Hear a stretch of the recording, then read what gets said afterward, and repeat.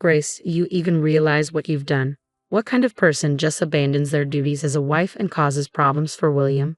You're a terrible wife, and I'm going to teach you a lesson. Mother, Grace responded calmly, I have my reasons for leaving. It doesn't matter, her mother-in-law snapped. We're moving into a nice, new apartment. If you want to live with us, I'll let you know the address. Grace thought to herself, I'm sure she still doesn't know anything. Well, it's a good thing she's in the dark. No, thank you, Grace said firmly. My name is Grace, I'm 35 years old, and I work in an office. My husband, William, and I have been married for 5 years. He's now 45 years older than me. I used to date older men, but William's generosity and kindness drew me to him, and we eventually got married. For a while, our marriage was satisfying, but before long, a shadow fell over our peaceful life. I lost my job. William was suddenly laid off too. The company's business had taken a hit from the recession. I never imagined he would lose his job, especially since he worked for a big company. I thought we'd be financially secure for life, but it turns out that nothing is guaranteed in this world. We became financially strained, and I decided to return to work immediately. I contacted the company I had worked for before getting married, and luckily, they rehired me. They needed someone to fill in for an employee who had just gone on maternity leave. I was relieved that at least we had some income, but William struggled to find a new job. It's tough for a middle-aged man to start over. Eventually, he had no choice but to take on part-time work as a day laborer, bringing in about $700 a month. I was back at work, but my salary wasn't much either. We were barely making ends meet. William, I suggested one evening, the rent here is too high.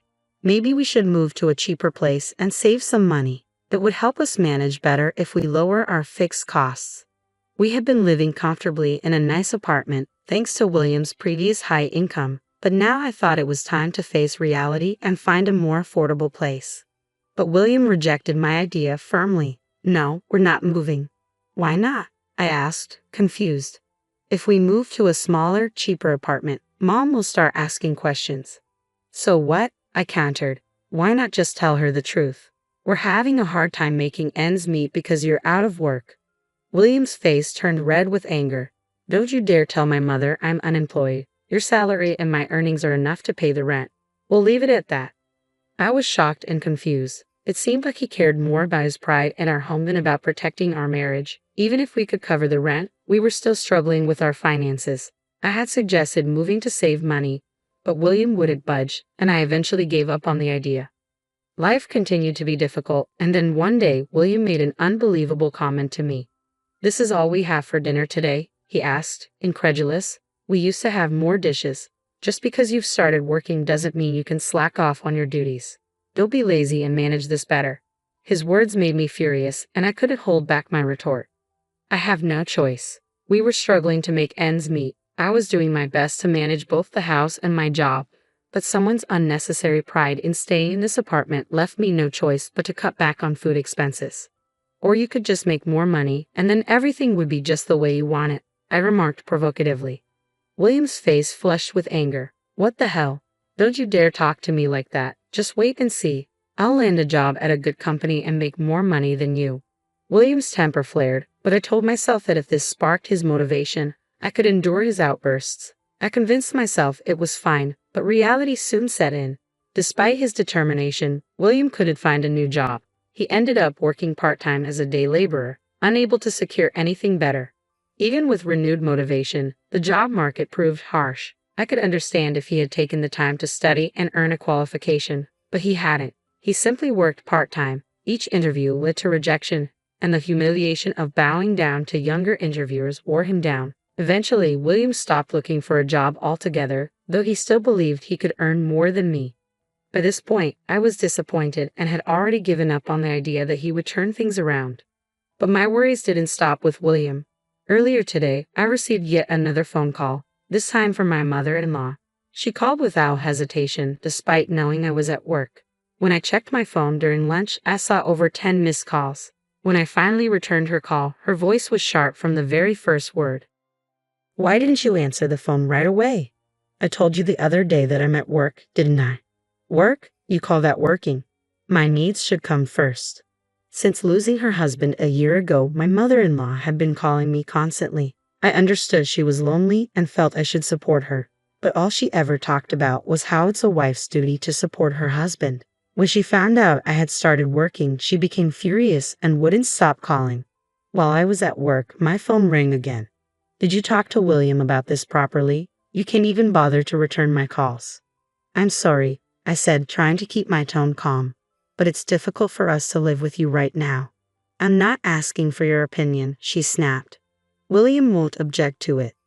"Actually, William says it's too difficult," I explained. "Besides, we're having some financial issues." "Financial issues? How can that be? William works for a big company. They pay him well, so you two must be rich, right?" I was at a loss for words. William had been adamant that I shouldn't tell my mother-in-law the truth, so I couldn't explain our situation. She thought I was being selfish for working, convinced that I was lying about our financial struggles. Her constant calls were stressful, not just when I was at work, but even at night. "A wife's first priority should be to support her husband," she often lectured.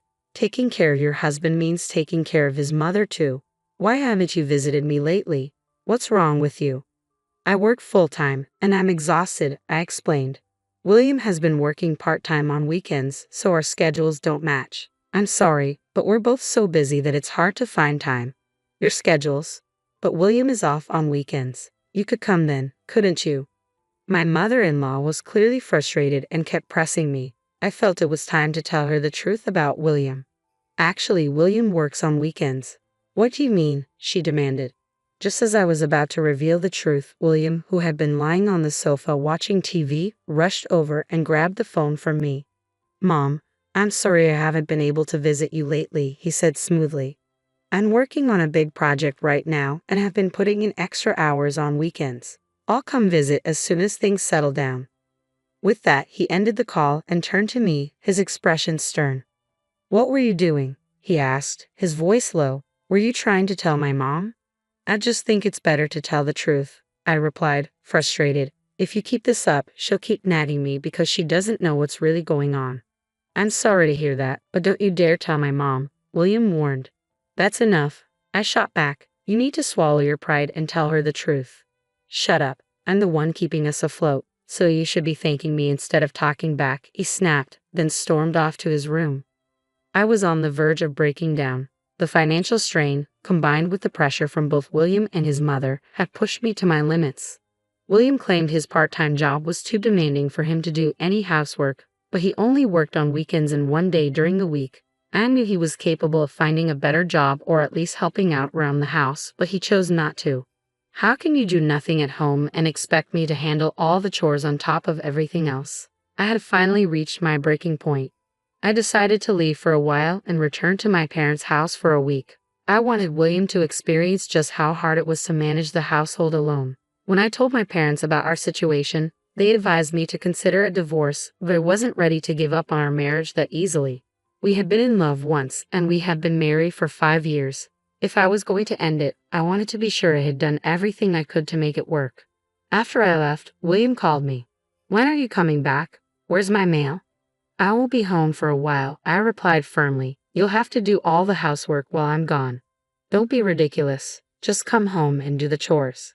"No, I won't. Now you'll see how hard it is to handle everything on your own. You clean the house, do the laundry, cook. Do it all yourself. It's important for you to understand just how much I've been doing while also working full-time."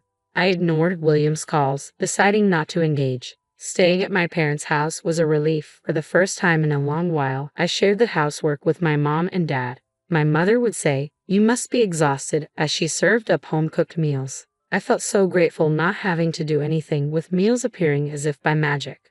I spent about a week at my parents' house, and honestly, I wanted to stay longer. But commuting from there to my office was challenging. It took an hour and a half each way. Eventually, I thought William must have realized by now how hard it was to manage the housework alone. So I decided it was time to return home. I was worried the house would be a mess, but when I walked in, I was surprised to find it cleaner than I expected. Still, something felt off. I had a sinking feeling and went straight to William's room. The closet was empty. His clothes and suitcases were gone. It hit me that he might have gone to his mother's place, so I called him. What do you want now? He answered, his tone cold. Where are you? I asked. I'm at my parents' house. You left right after I did, didn't you? I said, trying to make sense of it. That's right, he admitted. What did you expect? You shouldn't have left in the first place.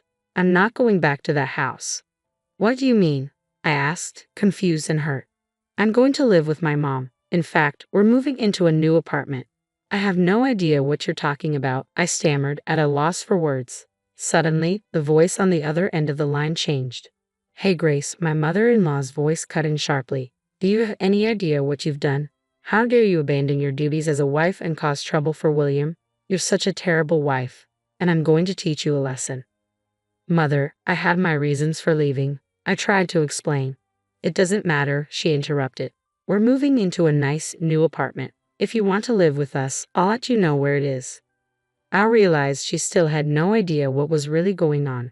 This could work to my advantage, but I had to be firm. No, thank you. What? She asked, clearly shocked. I said no, I repeated. I'm not going. Are you serious? William is going to live with me. If you don't come here, you'll have to be alone. You've been relying on him, haven't you? Don't worry, I replied calmly. I can manage on my own. If we're not living together, there's no reason for us to stay married. I'm divorcing him. What? The word divorce clearly stunned both my mother-in-law and William. Their surprise was palpable through the phone. Grace, there's no need to mention divorce, William pleaded. I can't stay married to you anymore, I said, my resolve firm. I need to get rid of a husband like you as soon as possible. My mother-in-law snapped. How dare you talk to William like that? We don't want a life with you either, so fine. William, just get the divorce.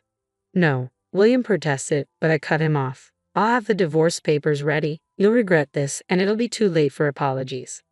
Same to you, I shot back before the call ended abruptly. I knew they would probably show up with the divorce papers soon, but I was relieved. Things were finally going the way I wanted. William's refusal to change made my decision clear. There was no need for us to stay together any longer.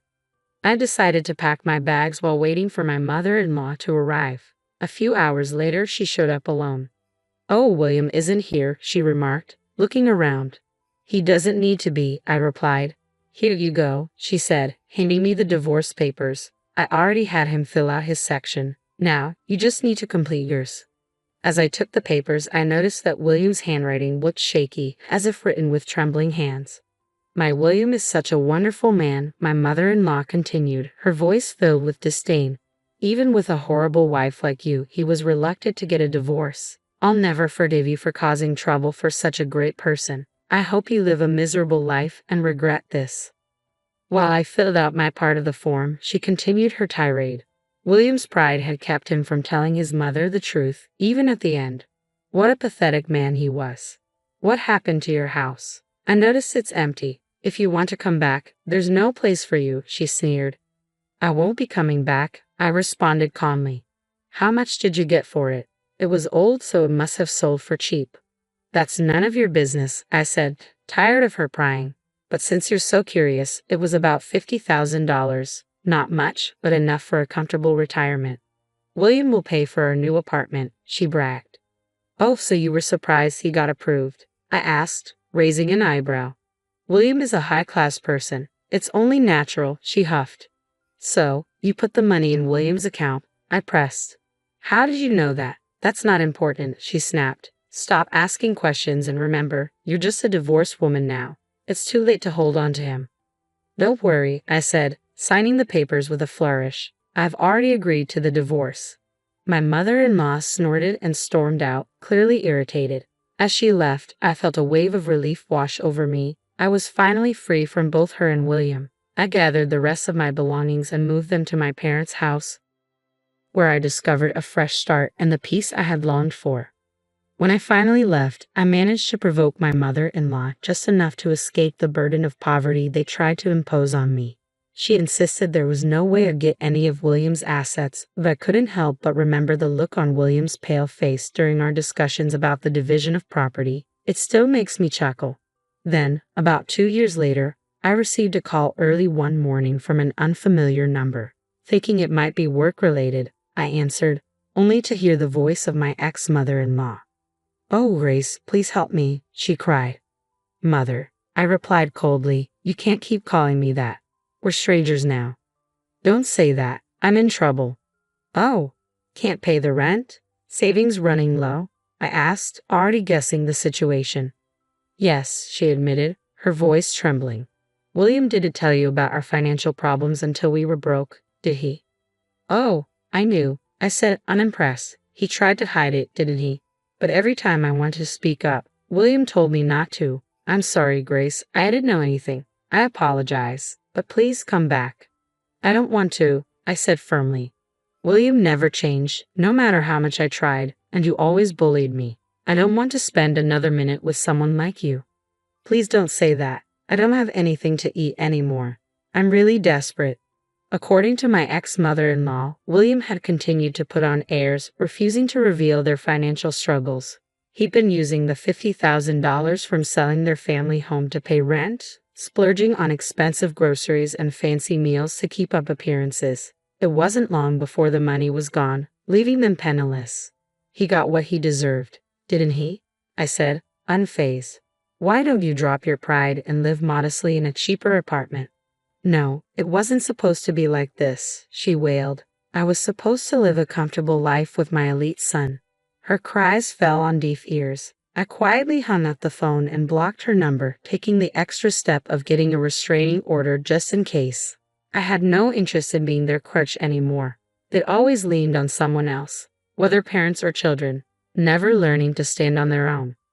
I, on the other hand, was determined to live independently. With that resolve, I got my life back on track, focusing on my own happiness and well-being. William and his mother could continue their unbalanced, delusional lives without me. I'm so glad Grace could sever ties with such toxic people. Now she's free to lead an independent life, and who knows, maybe she'll meet a wonderful man in the future. Let's wish her a happy life from now on. Thank you for watching until the end. Please subscribe to our channel if you enjoyed this story. See you in the next video.